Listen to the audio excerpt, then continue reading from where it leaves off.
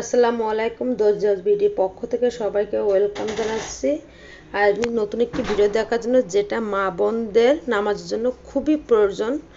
তো চলুন তাহলে দেখে নিই কীভাবে হিজাব বানাতে। আর হিজাব জোড়া বাদে আমি হিজাবটি বানাবো।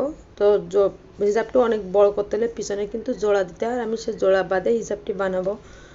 তো আমি এখানে কাপড় নিয়েছি 2 গজ 4 গ্রাম পর্যন্ত কাপড় নিয়েছি। তো এটা বেশি বড় হবে না, বেশি ছোট হবে না। তো আমি প্রথমে ভাঁজ করে নিব। তো এইভাবে আমি প্রথমে একটা ভাঁজ করে নিয়েছি। তো দেখতে পাচ্ছেন ভাঁজটি করা আমার কমপ্লিট হয়ে গেছে। আমি এখন এটা কোনাকুনি ভাঁজ করে নিব। তো আমি এই পাশে কিন্তু বন্ধ সাইড কিন্তু সামনের দিকে রেখেই কোনাকুনিভাবে ভাঁজ করতে হবে। ঠিক এমনভাবে ভাঁজটি করতে হবে, যেহেতু হিজাবে কিন্তু এরকম কোনাকুনিভাবে ভাঁজটা করতে হয়। তো কোনা থেকে ভাঁজ করে আমি একেবারে নিচ পর্যন্ত, তো আমার যতটুকু যাবে আমি ততটাই নিব। তো আমি মাপ নিয়ে মাপটা মেপে নিব। তো এইভাবে ভাঁজ করে নিয়েছি। তো দেখতে পাচ্ছেন ভাঁজটি কমপ্লিট হয়ে গেছে। আর হিজাবের ক্ষেত্রে সবসময় আপনারা আয়াত বহর কাপড় নেওয়ার চেষ্টা করবেন। তো আমি এখান থেকে মাপ নিব। তো আমি এখন কোনা থেকেই মাপটা নিয়ে নিব, কত ঝুল দেব। তো এখান থেকে মাপ নিয়েছি। তো আমি এখানে মাপ নিয়ে 40 পর্যন্ত দিব। তো 40 পর্যন্ত দিলে কিন্তু আমার কিন্তু পিছনে জোড়া পড়বে না। তো চাইলে আপনি যদি জোড়া দিতে চান, সেক্ষেত্রে যদি আরও বড় করতে চান, এটা কিন্তু স্বাভাবিক মিডিয়াম যারা আছে তাদের জন্য খুবই পারফেক্ট। তো এর থেকে বড় যদি দিতে চান, সেক্ষেত্রে পিছনে জোড়া দিতে হবে। তো আমি এটা মিডিয়াম সাইজের জন্য বানাবো, এর জন্য জোড়াটি দিব না। তো এই কোনা এভাবে ধরে ঠিক 40 ইঞ্চি পর্যন্ত কোনাকুনিভাবে ভাঁজটা করে নিচ্ছি। ভাঁজ করে আমি একটু দাগ দিয়ে নিচ্ছি, যাতে আমার কাটার সুবিধার জন্য। তা এইভাবে দাগ দিয়ে নিয়েছি।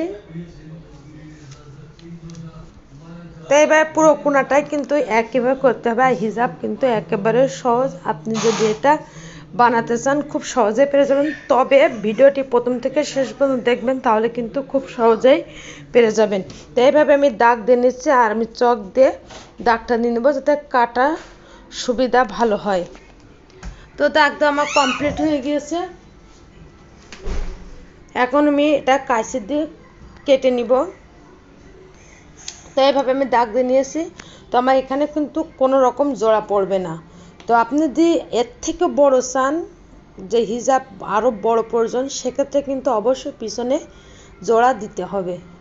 আর আমি মিডিয়াম সাইজে বানাচ্ছি, এজন্য আমি এটা জোড়া দিব না। একেবারে সহজ। আর নামাজের জন্য তো পারফেক্ট। নামাজের ক্ষেত্রে কিন্তু হিজাবটা খুবই গুরুত্বপূর্ণ, যে এই জন্য হিজাবটা কিন্তু বানাতে হবে একটু বড় সাইজ করে। তো আমার কাটা কমপ্লিট হয়ে গেছে। আমি এখন সামনে যে গলার মাপটা আমি সেটা নিয়ে নিব।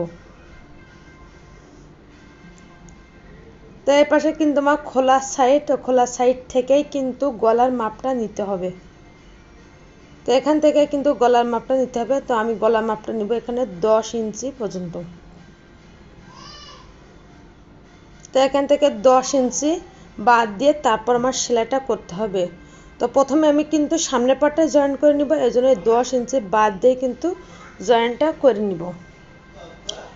তো আপনি যদি চান যার জন্য বানাবেন তার মাপটা 10 বা 10.5ও দিতে পারেন। যদি সে স্বাস্থ্য হয়, সেক্ষেত্রে 10.5ও দিতে পারেন, অথবা 11ও দিতে পারেন। তো আমি এখন সামনে যে পটি, তার জন্য কাপড়টা নিব। তো প্রথমে একটা ভাঁজ করে নিয়েছি, তারপরে আরও একটি ভাঁজ দিয়ে নিয়েছি। মোট 2টা পার্ট হবে, 2টা পার্ট হয়ে এটা কাটিং করে নিব। তো এখান থেকে আমি 5 ইঞ্চি পরিমাণে দাগ দিয়ে নেব, আর এখান থেকে নেব 3 ইঞ্চি। তো আমি সেলাইয়ের ভিতরে আমার 1/2 ইঞ্চি চলে যাবে, আমার 2.5 ইঞ্চি পরিমাণ থাকবে।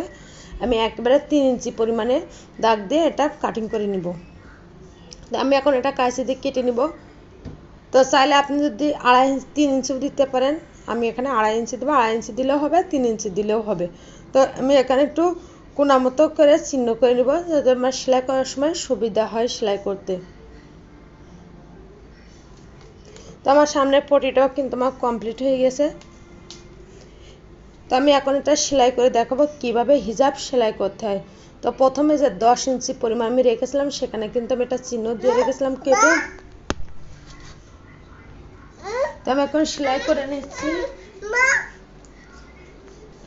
তো 10 ইঞ্চি বাদ দিয়ে সেলাই করছি। তো একেবারে নিচ পর্যন্ত কিন্তু এই সেলাইটা করতে হবে।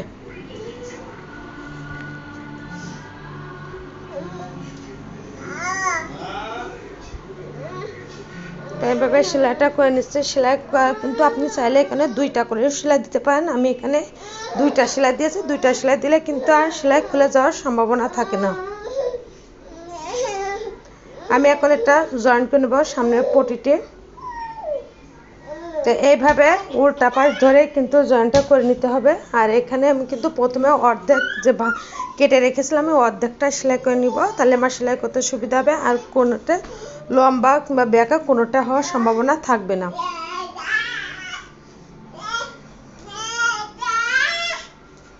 তো এইভাবে আমি 2টা সেলাই দিয়ে দিচ্ছি। আমি পাশে আমি অর্ধেকটা সেলাই করে নিয়েছি, বাকি অর্ধেকটা কিন্তু একইভাবে একই সাথে সেলাই করে যাব। তো এইভাবে একই সাথে আমি সেলাই করে যাচ্ছি। তো একেবারে সহজ, ভিডিওটি আপনারা প্রথম থেকে শেষ পর্যন্ত দেখবেন, তাহলে খুব সহজে পেয়ে যাবেন। আর ভিডিও ভালো লাগলে অবশ্যই সাবস্ক্রাইব করবেন, কেমন হয়েছে কমেন্টস করে জানাবেন। আর পাশে থাকা বেল আইকনটি বাজিয়ে রাখবেন, যাতে পরবর্তী ভিডিও সবার আগে আপনার কাছে পৌঁছে যায়। তার সামনে পটিটিও আমার সেলাই করা কমপ্লিট হয়ে গেছে। আমি এখন এটা উপর দিয়ে চাপ সেলাই দিয়ে নিব।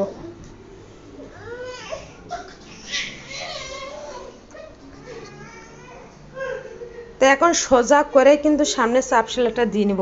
তো আমি সোজা পাটাই কিন্তু চাপ সেলাই সবসময় সোজা পাশেই দিতে হয়।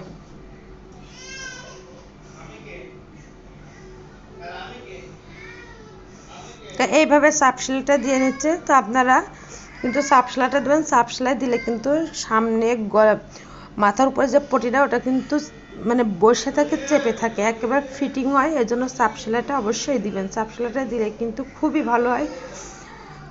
তো চাইলে আপনারা 2 পাশে 10 ইঞ্চি পরিমাণ যে পটি পাড়ে 2 পাশে ফিতাও দিতে পারেন। আমি এখানে ফিতা দিইনি, ফিতা দেওয়ার কোনো প্রয়োজন হয়নি, এই জন্য আমি ফিতাটা দিইনি। তো 10 ইঞ্চি পরিমাণ ঘের আমি রেখেছি, এর জন্য কিন্তু এখানে দড়ি কোনো প্রয়োজনই হয়নি। আর যার জন্য বানিয়েছি তার কিন্তু 10 ইঞ্চি দিলেই হবে, এর জন্য আমি 10 ইঞ্চি পরিমাণ দিয়েছি, এখানে কোনো ফিতা দেয়নি।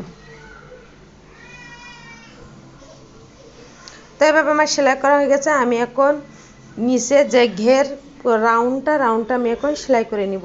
তো এটা উল্টো করে উল্টো পাশে প্রথমে 1/2 ইঞ্চিরও একটু কম সেলাইটা ভাঁজ করে নিব, নিয়ে তার উপরে আরও একটি ভাঁজ দেব, দিয়ে সেলাইটা করে নিব। একেবারে সহজ। ভিডিওটি আপনারা যদি না পুরোটা দেখেন খুব সহজে পেয়ে যাবেন। আর যারা নতুন আছেন তাদেরকে বলবো ভিডিওটি প্রথম থেকে শেষ পর্যন্ত মনোযোগ সহকারে দেখবেন, তাহলে একটি হিজাব কিভাবে বানাতে হয়, কিভাবে ভাঁজ করে কাটিং করতে হয়, A to Z সব কিছুই আপনারা পেরে যাবেন।